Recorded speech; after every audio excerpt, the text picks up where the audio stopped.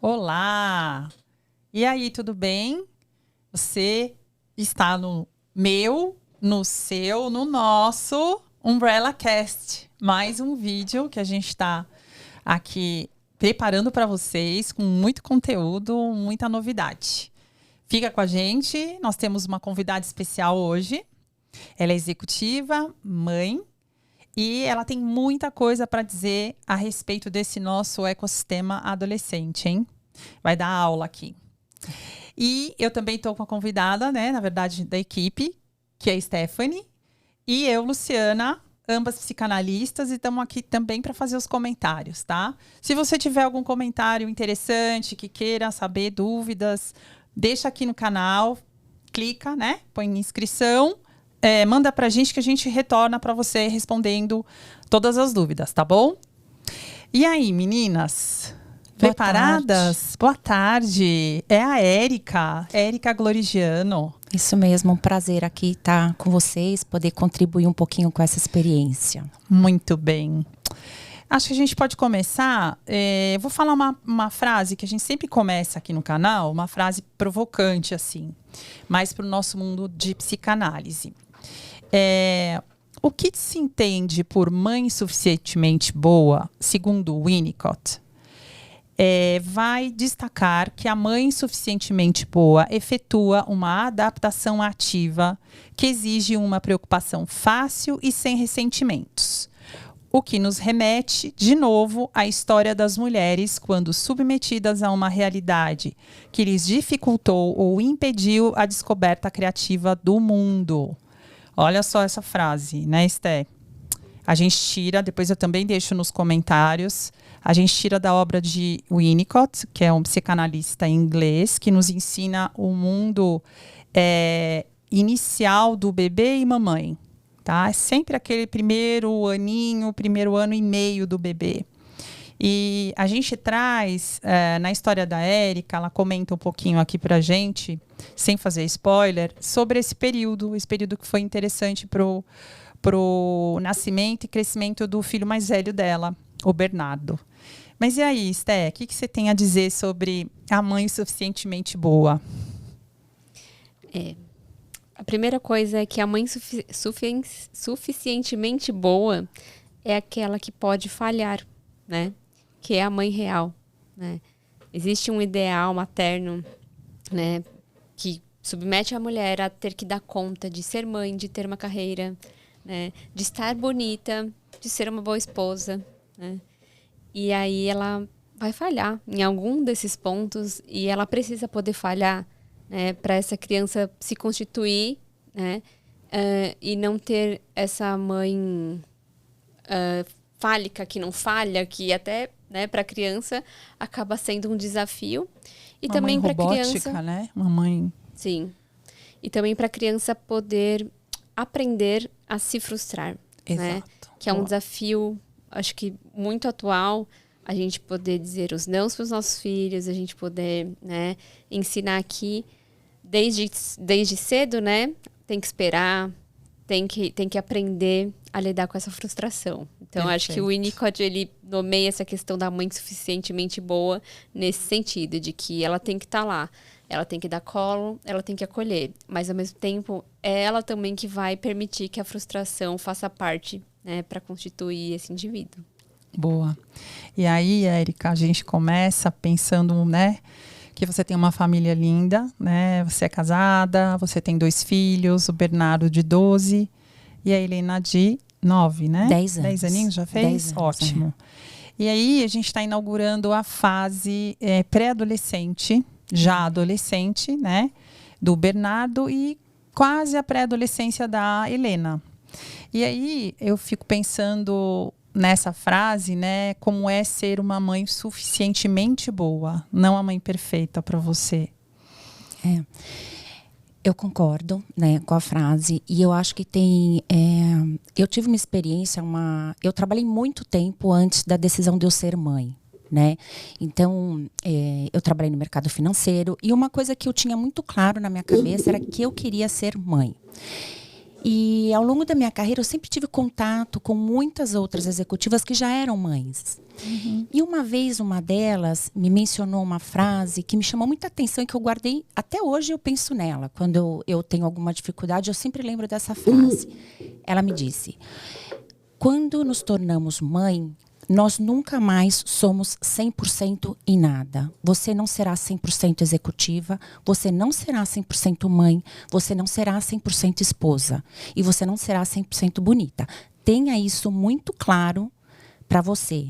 Isso me ajudou muito. Eu acho que assim, a arte de você conseguir gerenciar o trabalho, ser mãe, ser esposa, e ainda chegou uma idade que nos tornamos mães dos nossos pais também, né? Então, assim, toda essa questão, se você admite que você não será 100% em nada e você está fazendo o seu melhor e o que é possível fazer, eu acho que é libertador. Eu faço o que eu posso e os meus filhos sabem disso. Muitas vezes eu falho. Muitas vezes eu chego para eles e falo: desculpa, eu não sou capaz, né? Eu não entendo, eu não sei o que eu vou te falar. E eu estou fazendo o meu melhor. E eu vejo que muitas vezes eles eu pego os dois me ajudando, né? Eles estão vendo que eu estou com uma dificuldade e eles mesmos vêm e me ajudam. Né? Então é muito legal assim, a gente ter essa parceria, a gente ter essa consciência que eu não vou ser 100% em nada. Uau, né? Quanta sabedoria, né? A gente faz atendimento familiar também e a gente pensa sempre na sabedoria inata. A gente nasce com isso, né? Eu acho que no investimento seu com teus filhos, de estar ali, dar o peito, conversar com eles desde bebê, desde a barriga, né? E mostrando, sim, as dificuldades que você teve, né? Eu lembrei de um episódio que foi logo no nascimento do Bernardo, seu primeiro filho. Eu estava presente, né? Somos amigas há muitos anos já. E foi um período bem difícil, né? Se você quiser falar um pouquinho sobre isso, que eu acho que comenta também a respeito do tentar ser perfeita naquele momento e tá na mão de outras pessoas, né? De terceiros, né? É muito difícil, porque eu tive o meu primeiro filho, né? Ele nasceu prematuro, nasceu de 30 semanas. Eu fui pega de surpresa, eu ainda estava no trabalho, viajando, super ativa, e de repente eu entrei em trabalho de parto, né? Então, fui para o hospital, o médico falou que era difícil que ele sobrevivesse, então eu vi todo um fracasso ali meu, né? Eu me sentia muito fracassada de não ter conseguido gerenciar essa gestação, me senti culpada por eu ter trabalhado demais, então ali veio toda uma culpa, né, em cima de mim. Ele nasceu super bem. E depois de 2 semanas ele teve uma infecção generalizada, né? Então, pela segunda vez eu escutei: olha, chances mínimas de sobreviver. Bom, e aí veio aquela culpa, aquela sensação de derrota, de impotência. E o meu filho está ótimo, né? Ele sobreviveu, saiu do hospital depois de 52 dias de UTI, ficou super bem. Mas aí veio aquele desespero de você ser a mãe perfeita, de você se dedicar, de você não deixar nada atrapalhar, não deixava ninguém chegar perto, assim. Eu queria realmente ser aquela mãe 100%. E aí chegou o momento da volta ao trabalho, né? Momento acho que é o mais difícil para qualquer mãe, né? E para uma mãe de um bebê prematuro que passou por tudo isso, eu acho que fica ainda mais difícil de você falar: meu Deus, agora eu vou deixar na mão de um terceiro. Será que vai conseguir criar? Será que vai dar certo, né? Então, foi uma decisão muito difícil, assim, parar para mim nunca foi uma opção. Né? Eu não tinha essa opção de falar: não, eu vou parar, porque eu sempre investi muito na minha carreira, né? E isso para mim também era importante. Então teve um momento que eu tive que falar: não, vai dar tudo certo, confia, vai dar tudo certo. Foi muito desesperador, para falar a verdade, os primeiros dias, mas depois tudo foi encaminhando e eu entendi que eu não seria 100% e que eu teria que investir na qualidade do tempo que eu ficava com ele e não na quantidade. Então eu tinha um acordo com a babá. Eu chegava às 6h30, ele já tinha que estar jantado, de banho tomado, e o meu tempo com ele era brincar. Então, a gente sentava no tapete, brincava e investir nessa qualidade, né? Eu não queria perder tempo, talvez, dando a comida ou o banho, mas sim, eu comecei a investir mais no tempo que a gente ficava junto, que seria um tempo gostoso. E aí foi indo, foi dando certo. Aí eu me entusiasmei até a segunda, né? Então, assim, foi. É bem difícil, mas é possível, né? É possível. A mãe suficientemente boa, né? Tá aí, né, Esté? Sim. Ela precisa de ajuda também, né? E precisa saber pedir essa ajuda, né? Orientar para que fique bom para ela também, né? Porque, de novo, tem esse ideal de precisa estar presente, mas presente como? Né? Com tempo de qualidade, às vezes vale mais a pena priorizar, então, e fazer com que esse momento seja um momento especial e de conexão para os dois, né? Do que, às vezes, passar o dia inteiro entre trabalho e né, funções, né? Que às vezes a criança vai não se sentir tão conectada, né? Então, foi uma boa saída, né? Muito bom.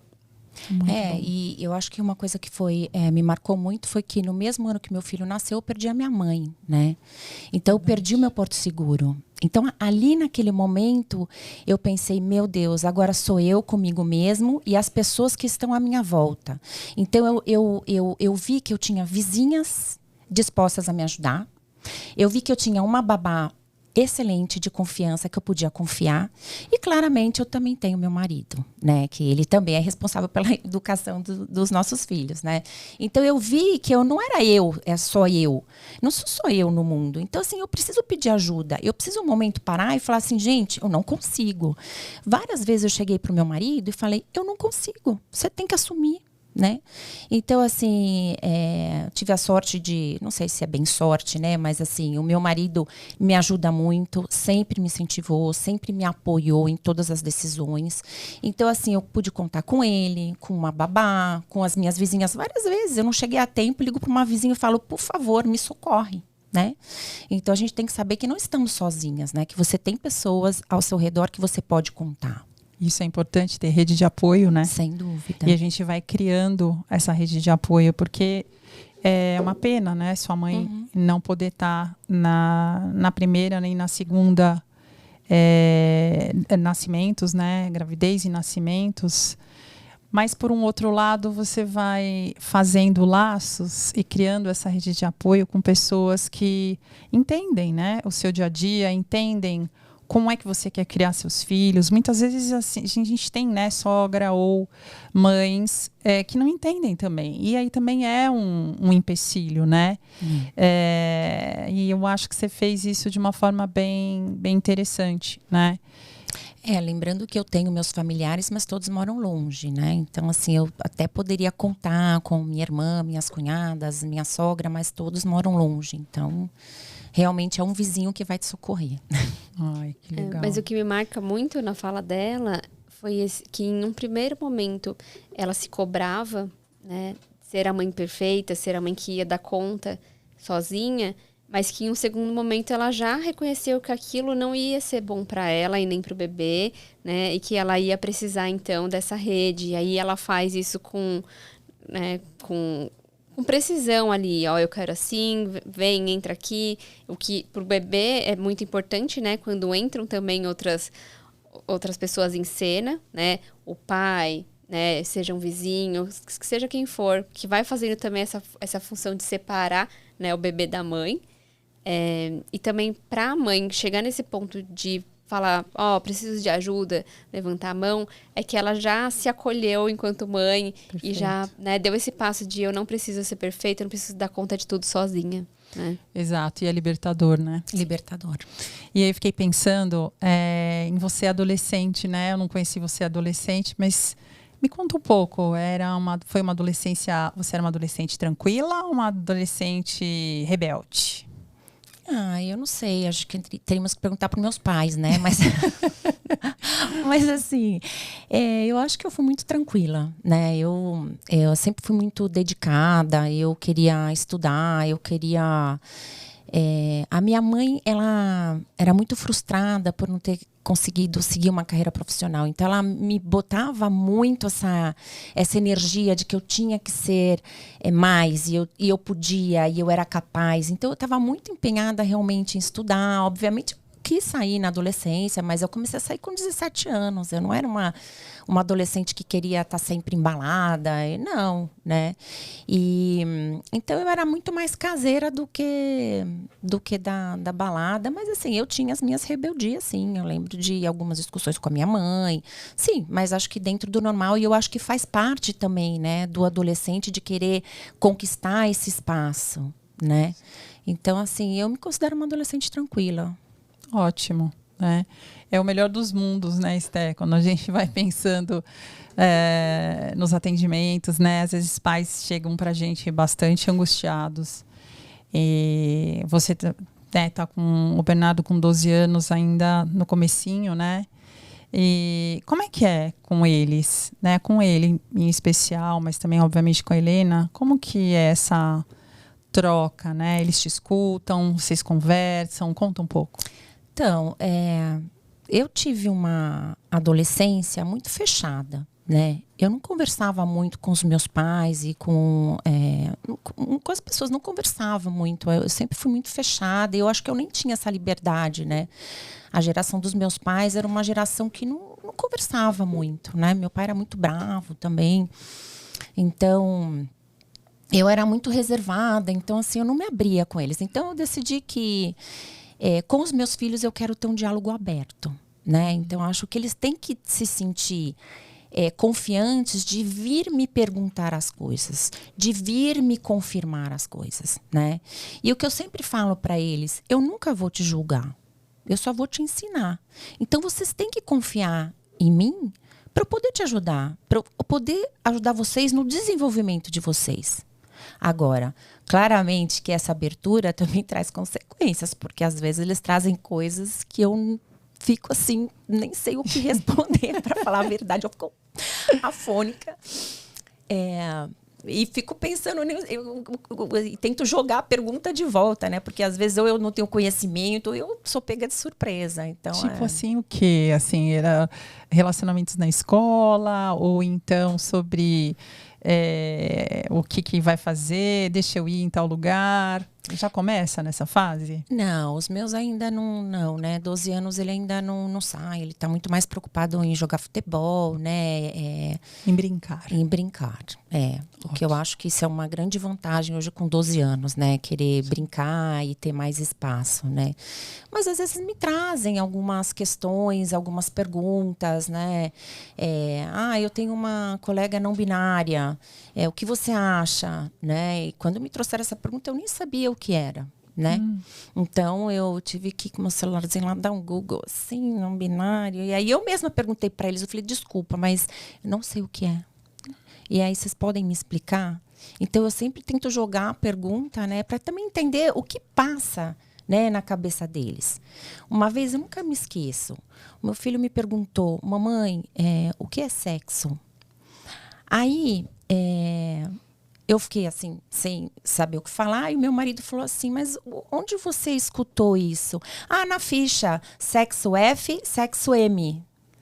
Então, na verdade, nós entendemos outras coisas, né? Então, ele só queria saber que ele viu numa ficha o feminino e o masculino. Então, existe sexo feminino, sexo masculino. Então, não era o que ele queria, o que ele estava perguntando. Então, a gente tem que sempre tentar entender a pergunta a fundo, né? Eu falo, onde você ouviu isso? Mas o que é isso, né? Então, eu tento voltar à pergunta. A gente sempre acha que é o lado mais complexo das coisas, né? Exatamente. E não, é o simples, a gente fazer o básico para eles, né? Exato. Então, quando a gente pergunta de volta, a gente diz também que não sabe, né? De uma certa forma, ou eu quero te ouvir mais, né? Que eu acho que é o princípio básico da criança, ela quer ser ouvida, a gente precisa dar voz para ela, né? E você faz isso muito bem.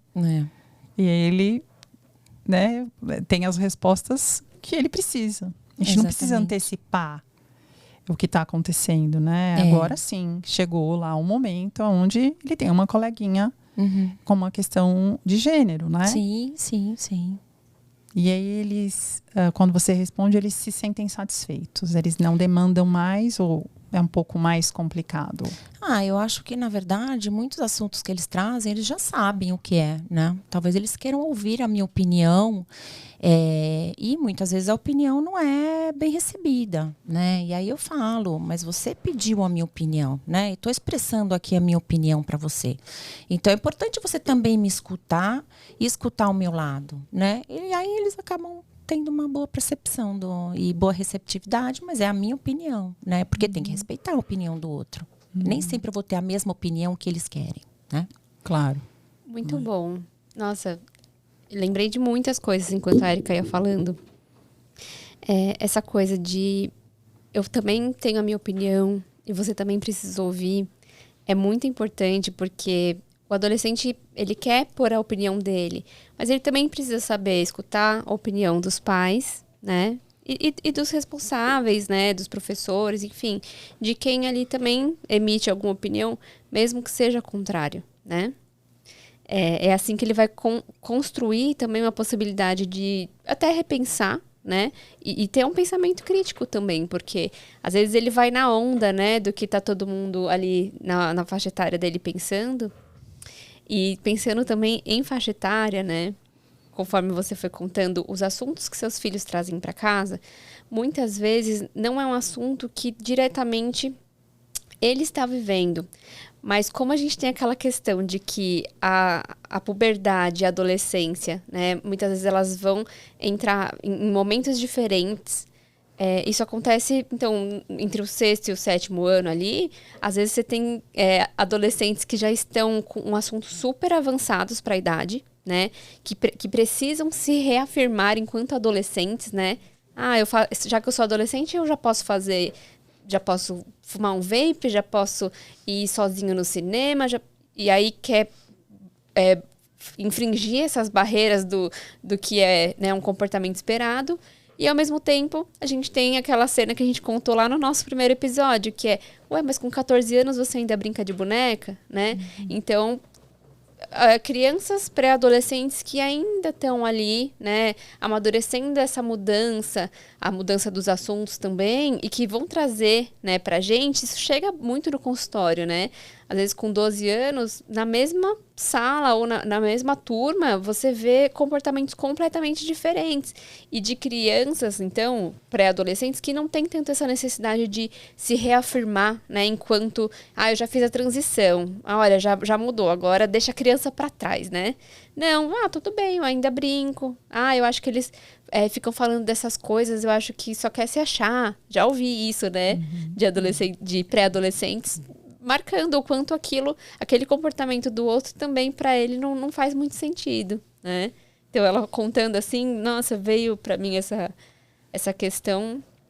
E que, então, na relação com os pais, vai ser onde eles vão poder se validar e aonde eles vão poder saber até onde eles precisam. Isso eu acho que foi lindo quando ela falou assim, eu também não sei, né? É importante para os pais também, vamos dizer, poder sair um pouquinho desse pedestal, porque faz parte, né, nessa fase da transição para adolescência, onde os pais param de ser idealizados, né? Do tipo, mamãe sabe tudo, mamãe manda em casa, né? Meus filhos falam, é a mamãe que manda. Aí depois quem quer mandar são eles mesmos, né? Sim. Então, ganhar espaço, como ela falou, né? Então, poder falar, eu também não sei, me conta o que você, né, o que vocês estão vivendo, para tentar entender o que eles têm de percepção ali no mundo, até mesmo para não introduzir um assunto que talvez não seja ainda o momento, né? Sim. É bem colocado. Às vezes a gente fala coisas que eles nem entendem. E eles vêm perguntar, né? Eu tenho 4 sobrinhos, eu não sou mãe.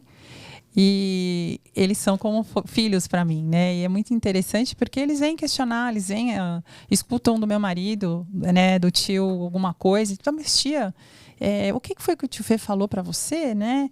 E aí eu vou e explico e aí acaba que a relação fica tranquila, né? Até pro Fernando, que não é o tio de sangue, mas que é o meu marido, e eles ficam numa relação onde eles se defendem, é tão engraçado. Às vezes eu sou um pouco mais rígida, coloco mais limite. E aí o tio vem e fala, não, mas também não precisa ser assim. Ou eles falam, ai, não fala assim com meu tio. É muito interessante você perceber que é como se fosse uma irmandade que você vai criando. É claro, né? A gente tem a autoridade, né? Eles respeitam isso, mas não quer dizer, você sendo aberto, que você vai perder o respeito. Né? E o limite também, eu dizer não. Eu queria fazer essa pergunta. Como é que é para você colocar limite para eles e esse limite ser de alguma forma empurrado e eles tentando burlar esse limite? Como é que é? Já vivenciou alguma coisa do tipo? Todo dia. Vivencio todos os dias, principalmente na hora que falam, vamos dormir. Eles querem negociar 10 minutos, 15 minutos, meia hora. Aí eles lembram que tem que ler. Então, assim, é bem difícil, né? Só que eu procuro manter uma linha, né? Não é não. Então, eu vejo, assim, algumas vezes, né? Alguém fazendo um comentário assim, outro dia eu escutei isso, né? A gente pronto para sair de viagem, mala pronta, né? E aí a gente estava num grupo de amigos e um pai falou assim, se você não se comportar, a gente não vai viajar mais. Não é verdade, né? Então, assim, eu não faço promessas falsas, né? Porque eu não quero perder minha credibilidade. Perfeito. Então, se eu falar que é não, é não. Né? Então, assim, eu acho que isso é uma coisa que eu venho construindo desde pequenininhos, né? Uma vez eles estavam brigando por conta de um brinquedo, né? Mas, assim, foi assim, uma briga mesmo. E eu falei, se não parar, o brinquedo vai pro lixo. Bom, não pararam, eu peguei o brinquedo, joguei no lixo, eles choraram até. E eu falei, um brinquedo que tá trazendo discórdia pra nossa família, não tem que ficar aqui. Porque eu não aguento mais vocês brigando. Então, isso é curioso, né? Porque foi totalmente instintivo. E depois eu achei que eu fui muito radical. Acabei doando o brinquedo, né? Mas eu acho que foi uma grande lição para eles também. Porque, assim, qualquer briga que sai por televisão, eu vejo os dois falando, ela vem vindo, ela tá vindo, ela tá vindo, ela tá vindo. Mamãe, já entramos num acordo. Né? Perfeito. Então, eu acho que é uma coisa que você vai construindo uma credibilidade, você vai construindo que não é não e não adianta, né? Obviamente, há algumas situações que eles vêm e colocam, mamãe, mas isso, algumas coisas até eu acabo cedendo porque é razoável. Mas geralmente eu tento manter a minha opinião para não é não e pronto. Mas é todo dia, tá? A negociação é todos os dias. E eu acho que vai ser assim por muito tempo. Eu acho que até hoje em dia eu negocio com a minha mãe. Meu pai já não está mais vivo. Mas tem coisas que é do limite mesmo de cada um, né? A gente precisa dizer não. Não, as crianças precisam ouvir não. Eles precisam, né? Eles pedem, né? Pedem. Tem que ter limite. E se você não está ali para dizer não, quem vai estar? Não, e também eu acho que as crianças têm que aprender a lidar com a frustração, né? O meu filho, ele lida bem com o não, mas a minha filha não lida bem com o não. Ela explode. Eu falo não, e ela explode. Dá 5 minutos, ela já se arrependeu. Mas eu falo para ela, você tem que se acostumar a ouvir não. Porque no seu trabalho você vai ouvir não, né? A sua vida inteira você vai ouvir não. E aí, você vai gritar com as outras pessoas que te falaram não? Você vai gritar com o seu chefe? Você vai gritar com o seu marido? Como que você vai resolver isso? Não é assim que resolve, né? Então, assim, é bem difícil. Ela tem muita dificuldade para ouvir não, mas ela precisa ouvir não. Porque eu não quero... eu quero que eles aprendam a se frustrar também. Para se preparar para uma vida adulta, né? Você falou do mundo do trabalho, né? Como é que é ser mamãe executiva, né? Com tantas atribuições, às vezes ter que viajar, ficar dias fora, né? E você já perdeu alguma oportunidade que você gostaria de não ter perdido por conta da maternidade?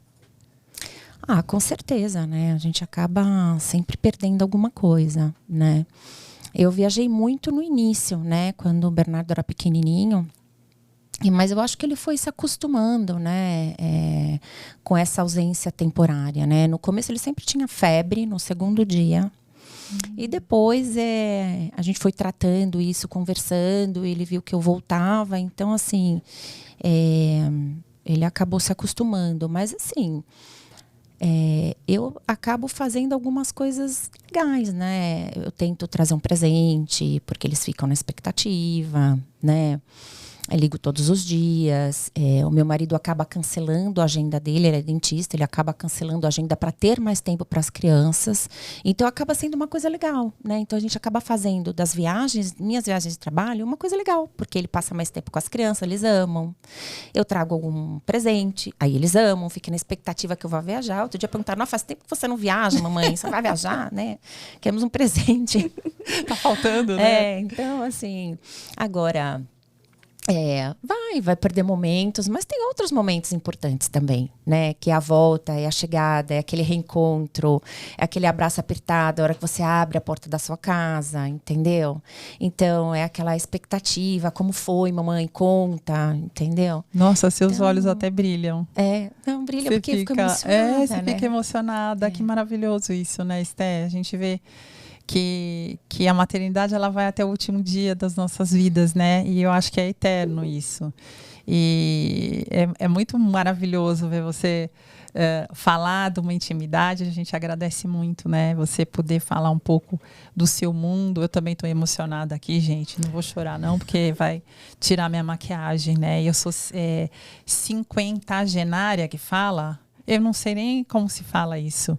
Então eu não posso ficar muito emotiva, mas emociona a gente ver os nossos convidados, né, falando do que talvez você que está ouvindo aí também esteja passando, né? Também pare um minuto para avaliar: nossa, mas será que eu estou sendo uma boa mãe? Né? Será que eu poderia fazer mais? A gente se cobra muito, né?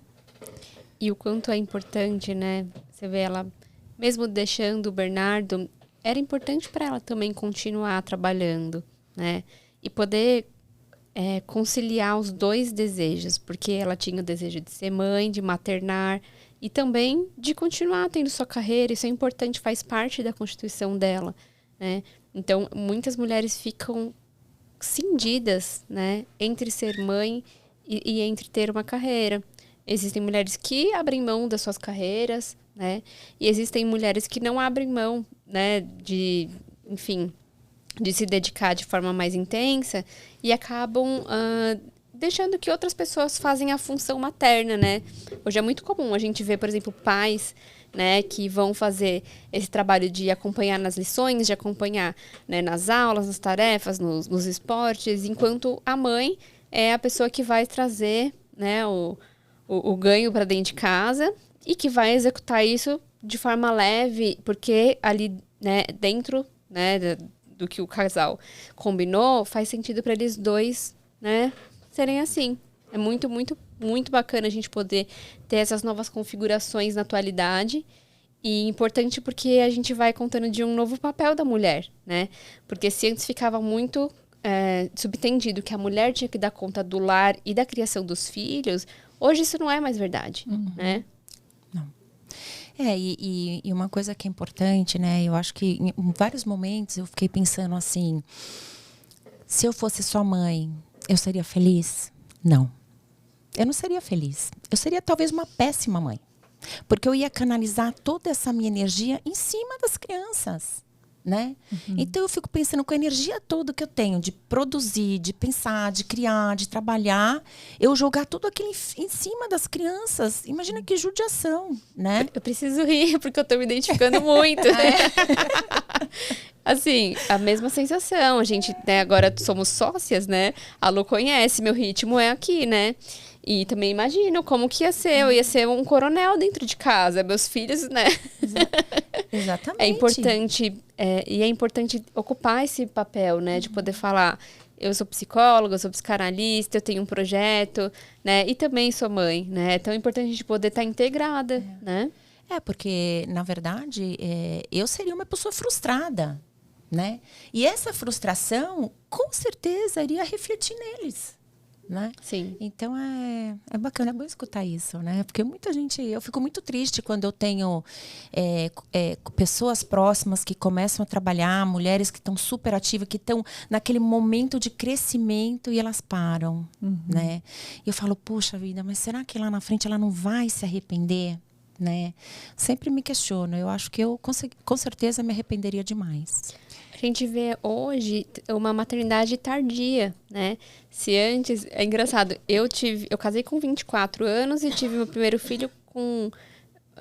acho que 29 agora, não lembro. Falhou a memória. Mas quando eu conto, as pessoas falam assim, nossa, mas você foi mãe nova, né?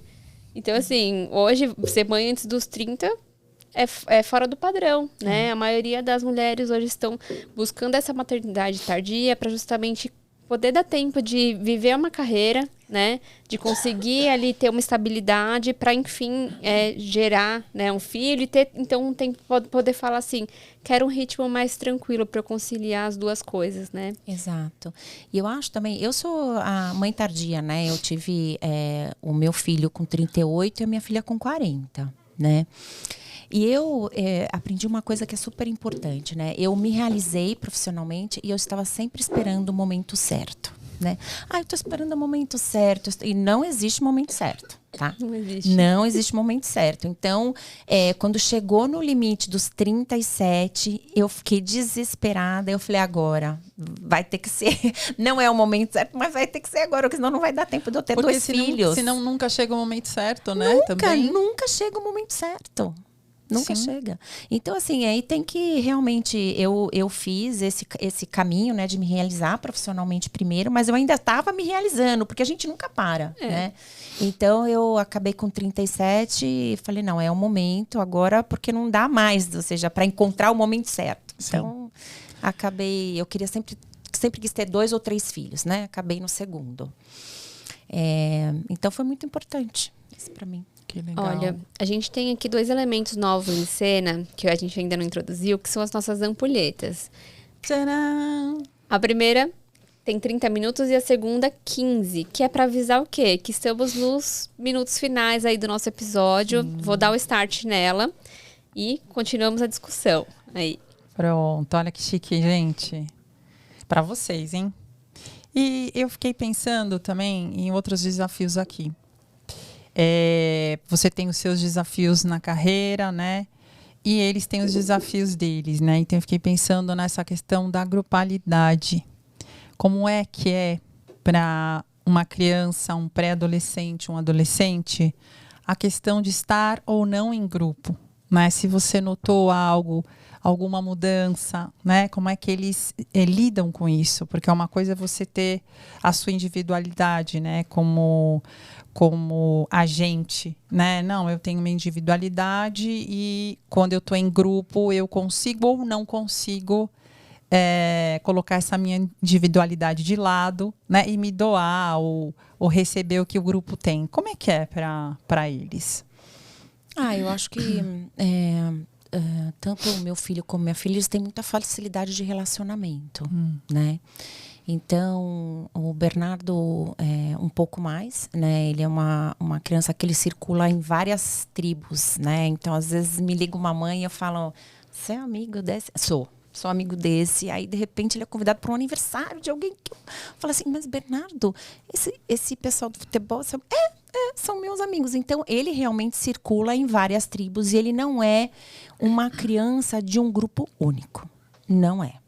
Então, cada dia ou cada semana, ele circula numa panela diferente. Esse é o Bernardo, né? Então, alguém fala assim, mas ele não tem o melhor amigo. Não, nunca teve. Ele gosta de circular, né? E a minha filha não. Ela é uma criança de um grupo único. Ela pertence àquele grupinho dela. Sempre. E ela sempre teve a melhor amiga dela. Desde 3, 4 anos, é sempre a mesma amiga. Né? Então, assim, são características totalmente diferentes, são crianças muito diferentes, mas que têm o seu grupo e que naquele grupo consegue conviver em harmonia, se reafirmar, né? Então, assim, eu acho importante para eles, né? Terem esse grupo de amigos para poder se desenvolver, né? Sair um pouco da barra da saia da mãe e você poder começar a se desenvolver sozinho num grupo onde eles não têm uma pessoa para ajudar ali, né? Ou seja, uma pessoa apoiando um adulto, né? Isso, mas olha, você tocou num tema muito legal, que a gente ouve muito. Eles se ajudam. o grupo, é muito interessante você pensar que o grupo se autogere. Então, até nos problemas, né? Então, se um faz algo que sabe que vai levar um pito do pai ou da mãe, ou enfim, ou da tia, né? Tá dormindo na casa de um, aí vem o outro e já defende, né? Eles se apoiam. E eu lembrei também de um outro tema, que é o corpo. Né? Nessa fase, além das mudanças biológicas, né, bioquímicas do corpo do adolescente, tem também a minha identidade. Né? Então, eu quero pintar o meu cabelo de uma cor diferente, ou então eu quero colocar uma roupa preta, normalmente, né? É como eles começam a se mostrar. Ou então é o meu coleguinha que está... usando algo que coloca uma identidade dele, e aí eu vou sempre identificá-lo. Como é que é? Já começou assim para eles? Já. Já.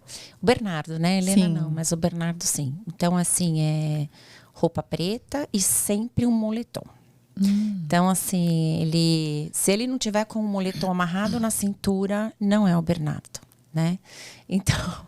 E geralmente é sempre o mesmo moletom, né? A gente tem que tirar à noite, lavar para ele colocar no dia seguinte.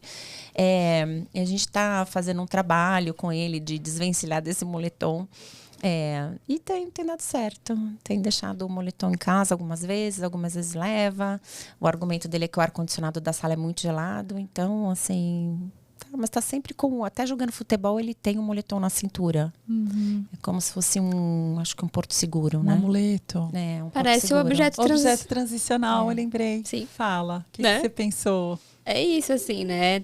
Vai trazer a segurança, vai trazer o acalento que ele precisa. A gente compara com a naninha, sabe? É Exatamente. como se fosse, né? É como se fosse a naninha, né? Sim. Pro bebê. Então, a minha sobrinha neta hoje usa 2 chupetas. Ela tem 2 anos e meio. Então, ela põe a chupeta, uma na boca e uma ela põe no nariz e fica chuchando o nariz, né? E é incrível porque eu fazia isso, né? Ela é neta do meu irmão. E aí, quando ela faz e você pergunta, me dá, né? Você me dá a sua chupetinha? Não dou. É minha, né? E aí a gente vai crescendo e quando a gente vai transicionando de fase, né? De momentos que a gente vai crescendo, entendendo que tem algo desafiador, a naninha passa a ser um objeto, que é o objeto transicional que a gente falou aqui. E isso vai acompanhar o Bernardo e qualquer um adolescente que apareça, né? Os seus filhos que estão aí, você está de olho, ou então um sobrinho, né? Vai acompanhar exatamente para ser um porto seguro, para ser algo que o ajude a fazer essa transição, como se fosse um grande companheiro, né, Esté? Sim. Eu acho que é por aí mesmo, porque o moletom está sempre na cintura, ele não está no corpo. Está assim, 40 graus. Ele está com o moletom na cintura, caso tenha algum imprevisto, né? Sim. Então, Sim. E é isso, é a questão do corpo também, né? Então, às vezes, põe ali para enfim, dar um volume, para disfarçar alguma coisa, né? Porque eu lembro na minha adolescência que era isso, assim, tá tudo perfeito, põe o sutiã, fecha aqui, não pode aparecer aqui, o shorts tá bom, não tá, né? Então, às vezes, o moletom também vem ali para dar uma mexida ali no formato do corpo, né? Alguma coisa não fica tão marcada, enfim. Às vezes para esconder algo porque eles começam a achar as imperfeições, né? Que é esconder algo ou chamar a atenção também, porque eu não? fazia isso, mas eu tinha 14 anos, eu tinha vergonha do meu corpo, então eu estava sempre com o moletom na cintura, sempre. Tinha muita vergonha, assim, sempre tive o quadril largo, então eu tinha vergonha, eu amarrava o moletom na cintura também. E como é que se sentia quando você estava com o moletom?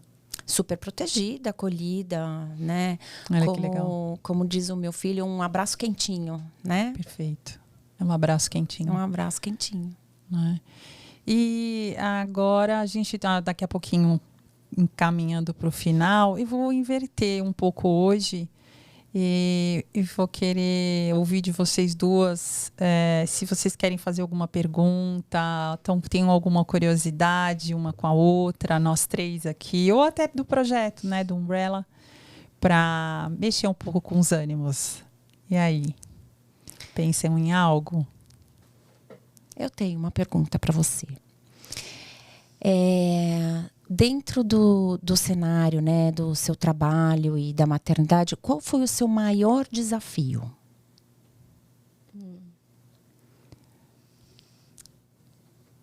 Acho que é tão bonito, né? Mas ser mãe me impulsionou ainda mais a vontade de seguir minha carreira.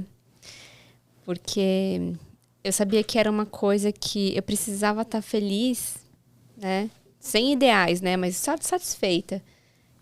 Com aquilo que eu fizesse, para que eu chegasse em casa e ainda pudesse sorrir, sabe? Pro meu filho. Então, uma coisa fica muito ligada à outra, né? Eu sabia que enquanto eu não estivesse fazendo aquilo que eu gosto, eu ia chegar em casa tão cansada e eu não ia poder dar o melhor que eles mereciam, sabe? Então, acho que uma coisa impulsionou a outra, né? Quando eu e meu esposo, a gente decidiu que queria, né, começar a planejar ali as crianças, foi uma parceria muito grande que ele falou, vai, segue sua carreira, porque os primeiros anos, né, da psicologia, né, quando você se propõe a ser um analista, enfim, eles são difíceis financeiramente falando, né? E eu tive que abrir mão de um salário, de ser CLT, de ter ali meu período de férias e licença maternidade tranquilo, né? Pra ser uma profissional liberal, né? Autônoma. Então, tive o apoio dele, a gente foi aí os primeiros anos fazendo o que a gente podia para que eu fosse a mãe que eu queria ser. Que eu sempre quis ser uma mãe que estivesse ali acompanhando, né? E acompanhando, que eu até falo, né, com as mães do grupo, né? Eu não preciso sentar para fazer a lição de casa com ele. Mas à noite, quando eu chegar, ele vai vir me mostrar o que ele fez de lição de casa com a babá, né? E eu sei o que ele tá aprendendo na escola, então. Então, acompanhar e estar presente é isso. Não necessariamente você precisa estar. É aquela coisa da qualidade que você falou, né? Mas é muito bacana escutar isso, né? Porque algumas pessoas acham que minha vida foi só glamour, que eu tenho sorte, que eu tive sempre sorte. E não é verdade, né? E um pouco do que você está falando, né, me fez lembrar de uma situação que eu tinha consciência pesada de fazer ginástica e de deixar as crianças para fazer ginástica, né? E eu falava assim, mas espera aí. Eu não estou fazendo ginástica, eu fico mal-humorada. Meu mau humor reflete nos meus filhos. Então, tá errado. A lógica tá errada. Então, eu tenho que fazer ginástica, deixá-los sozinhos para eu fazer ginástica, para eu ficar feliz, para eu voltar para casa e ter qualidade para eles, né? Então, foi muito difícil para eu aceitar essa dinâmica de que eu realizada, eles estariam felizes também. Sim, e eu me lembrei agora, a possibilidade de um abandono, né? Vem a culpa e tudo mais, isso é de um outro lugar. Você não está abandonando seus filhos, né? Porque Exato. você resolveu focar na sua profissão. Ou você vai fazer uma atividade física que faz parte da saúde. Hoje em dia a gente sabe que tudo está ligado. Inclusive para eles têm que fazer, né, o brincar. O adulto precisa, né, juntamente com a criançada, ter o seu espaço, ter o seu momento, né? Porque senão na hora de estar junto terrível, né? Você passa um peso para uma relação que não precisa, né? Desse peso. Então, você falou algo essencial. É isso aí. Não, e o que a Esté está colocando é super importante, né? Porque nada é fácil. Não é fácil você seguir no mercado de trabalho, não é fácil você trabalhar e gerenciar a maternidade. Então, tem que ter dedicação, tem que ter sacrifício, porque senão não sai, né? Sim. Bacana escutar. Mas vale a pena, né? Sem dúvida. Sem dúvida. E passa rápido. Passa, voa. Né? Bom, estamos nos encaminhando aí para o final do episódio. Você quer falar deixar algum recadinho, Esté? Falar alguma coisa? Queria agradecer a Érica. Foi muito gostoso conversar, ela poder compartilhar com a gente e também poder compartilhar de um ponto de vista de alguém que já passou por isso, né? Porque acho que muitas mães que acabaram de ter o nenê e vão voltar para o mercado, como que fica, tem um conflito, essa culpa, né? Que ela fala, culpa de ir na academia. Eu já senti culpa de sair para jantar com minhas amigas, sabe? Tipo, eu tô aqui me divertindo e as crianças estão lá, sabe? E o pior de tudo é que você chega em casa, não tô nem aí que você não tava. brincaram um monte, sabe?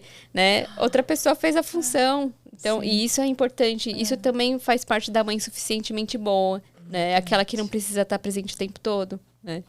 Então, foi gostoso realmente. E a ideia é essa, que a gente possa aí contribuir com as mães que estão passando por, né, por essa questão da culpa, acolher e falar assim, tá tudo bem, a gente precisa poder falhar. E é importante a gente acolher, né? Se acolher em primeiro lugar, né? Pra gente estar bem pro outro, né? Sim, se a gente não falhar, eles não podem falhar. Exato. E é muito cruel, né? Quando a gente olha para os nossos adolescentes, crianças, e até fiz uma entrevista com o Gustavo, meu sobrinho, o segundo, e ele fala dessa experiência dele. Puxa, eu tinha que ser perfeito, né? Aí, como assim? Depois passei para a adolescência, não dava mais, né? Enfim, e é isso. Senão fica muito duro, fica muito difícil, né? Sim. E a gente precisa ter uma jornada boa para todos, né? Não, e é importante a criança saber que você não sabe tudo. E assim, muitas vezes eu chego e falo, não sei, filho. Errei, filho. Desculpa, foi mal. Eu tentei acertar, mas eu errei. Porque eu nunca fui mãe, é a primeira vez que eu estou sendo mãe. Eles até brincam, né, comigo. E muitas vezes ele fala assim, não, mamãe, fica tranquila, é você sendo você mesma, tá tudo certo, né? Porque eu me atrapalho nas coisas, eu erro horário. Então, assim, e eu falo pra eles, gente, eu sou humana, né? E tá tudo certo. Maravilhoso. Isso que ele fez tão bonito, né? Acolhendo ela, ele vai poder fazer com ele mesmo mais pra frente. Exato. Né? É isso, pessoal. Ó, que a Steph acabou de falar. A gente podendo ser quem a gente é, o outro que está no nosso lado, né, ou que nos pega como identificação e referência, que é o que eles fazem nessa fase, vai permitir com que eles tenham a sua individualidade, né? Porque a subjetividade está exatamente nessas questões. Bom, quem vai ser idêntico ao pai ou à mãe, isso não existe, né? Ah, porque o meu pai é o executivo perfeito, ou é um cara bom em tudo. Isso não é verdade, né? Eu acho que a gente vai projetando nas pessoas aquilo que a gente fantasia. Então, vamos deixar de ficar se culpando e achando que a gente está fazendo errado, está tudo certo, né? Então, eu queria aqui agradecer de novo a Érica, minha amiga querida, que eu amo muito, pelo momento aqui com a gente, com a Esté também agradeço, essa companheiraça. E agradeço vocês pela audiência. Compartilhe esse vídeo, deixa aqui seus comentários, dá um likezinho para ajudar o canal e até a próxima. Beijo!